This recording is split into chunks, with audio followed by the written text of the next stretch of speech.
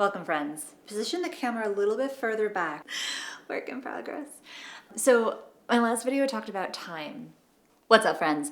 So you may have noticed that I had a little piece of food in my teeth. I don't know what angle. One of my sides had some food in my teeth. So if you saw that, yes, I have some food in my teeth. And you know what? I'm keeping it. And honestly, the energy I felt when I first saw it was I just laughed. And so I want to keep with that. I don't want all of the stuff that comes after that. So I'm keeping it. And I would now bring you back to your regularly scheduled program. I've been experiencing and understanding through guidance, understanding how all time exists at once. So if you want to check that out, definitely go check that out. I'll also link it in the description.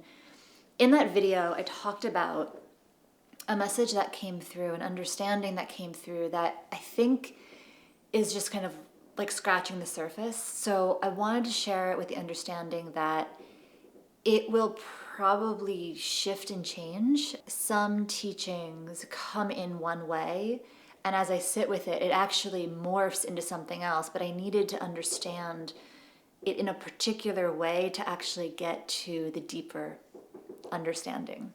So my understanding of time, it was that time is a compartmentalization, right? Compartmentalization of energy. So it's segmenting energy. I'll put up an image of what I saw as I was sitting with this. The compartmentalization of energy to have an experience, and our feelings allow us to process the different energies that have been compartmentalized in that experience.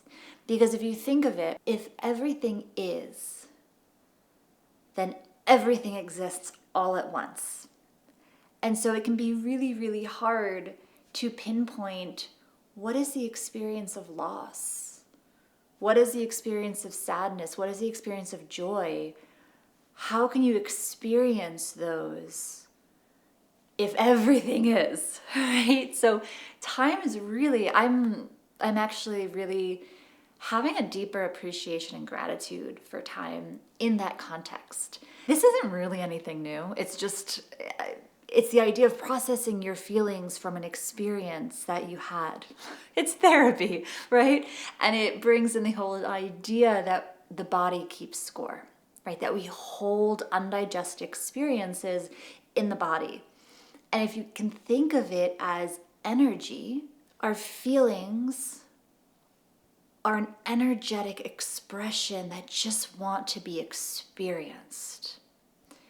The problem is that we bring in all of these stories, all of this historical context, all of these future fears, and we put them on top of that feeling. So we have this feeling soup, and many of us are not actually in the experience of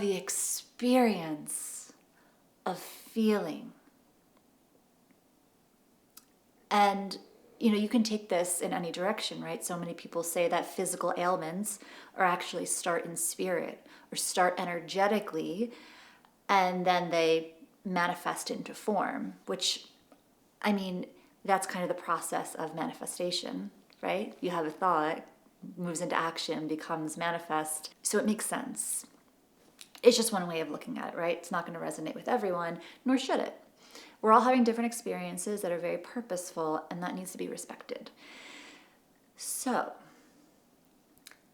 the idea, right, that then time, and this kind of links to the last video in which I brought this up, that we are experiencing all time at once, and we have the capacity to experience all time at once in different degrees. If you were in a moment of experiencing every single experience your soul has gone through at once, that's a lot. And I think that's one of the reasons which people talk about this is why we don't remember them. We're not necessarily supposed to, unless it's beneficial in understanding something that we're bringing into this life. And something that I saw too about working with future lives, in terms of what is the lesson in that life you're being shown.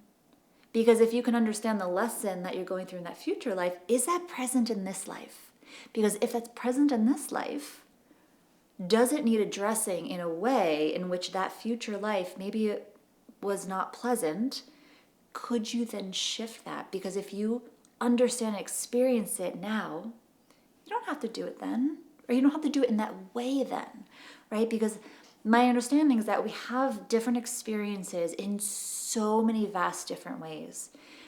If you think about the idea of loss, how many different ways are there to experience the feeling of loss? Now, the feeling of losing a game, the feeling of losing, say, like Uno to your babysitter, may or may not feel very different than losing the Super Bowl. Will feel very, very different to someone that loses a loved one, right? It will all feel different no matter what, because the person experiencing it, the soul experiencing it, is needing to experience it in a particular way. And again, we have free choice. So that's a bigger conversation. Oh, I keep trying to do short videos and go down rabbit holes, but it's all connecting. So I really hope this is making sense. Also understanding that if it's not, it's okay. If it is, cool. I'm understanding it through a particular frequency, thereby expressing it and sharing it through a particular frequency. And that won't resonate with all frequencies, if that makes sense. I'm going to talk about that more in time. But I'm going to get back to the point of this video. So, time compartmentalizes energy. And then our feelings allow us to be in the experience of that energy or of that frequency. I've always thought that feelings, I haven't always thought that feelings and emotions has been a journey for me. It's been a journey for me. When I started seeing feelings and emotions as energy, they also felt less scary, right? The feeling is just energy that we're experiencing. Because think about it, if you are experiencing something devastating, feeling all of that because of what we believe it means or what might happen, because we're so fixated on wanting things to look a certain way, that it can be really hard to look at, to experience, to feel. Let's say you watch a TV show. Maybe it isn't the same experience, but it has the energy of it. Maybe it's loss or betrayal or challenge in some way, right? Notice if it's much easier to feel your feelings in that, or maybe there is a block because part of you knows like, oh, that's the frequency that I'm going through and I can't go there. And, right, again, everyone's different. That's why people use things like music and art to be able to feel those frequencies, because someone infuses it into a piece of art. It's outside of the contextual understanding of your particular circumstance. So you can go into that frequency of that feeling and be like, oh God, I feel seen. I feel heard. I feel validated. It's energy. It's energy needing to be experienced, needing to be felt. And that requires presence. That requires trust, surrender to what is, acceptance of what is. Dare I say, it requires gratitude.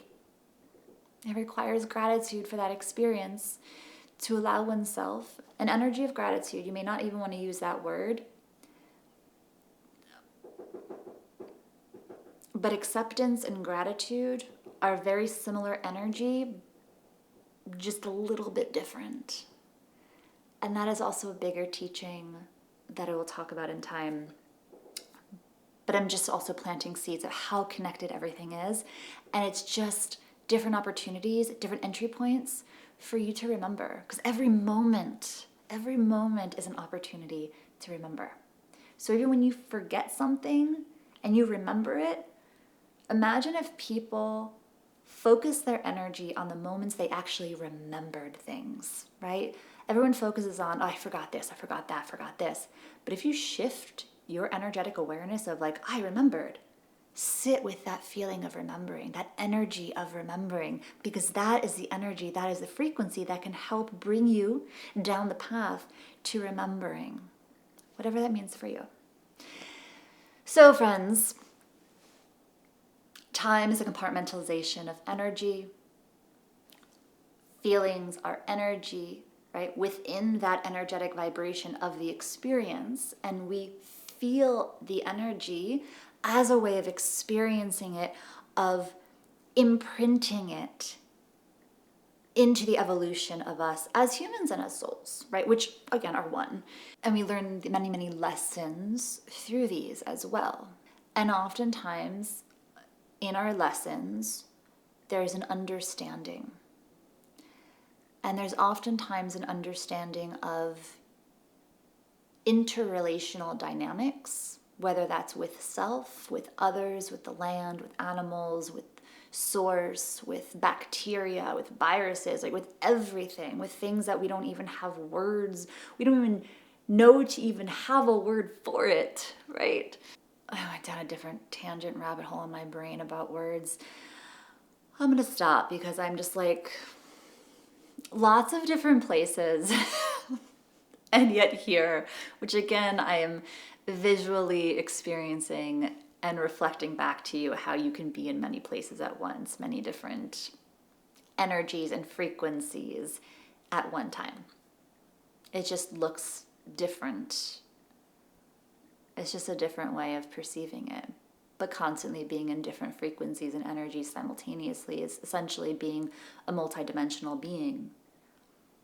And so whether you're thinking about the future while being in the experience of a past, while being present to it, right? Like I spoke about in my last video, you are existing in different dimensions, there's a dimensionality. There's more to come with this, but I wanted to share that understanding, and a lot of other stuff wanted to come through. So there you are, friends. Receive it however you are meant to receive it. And thank you. And until next time, friends, stay curious.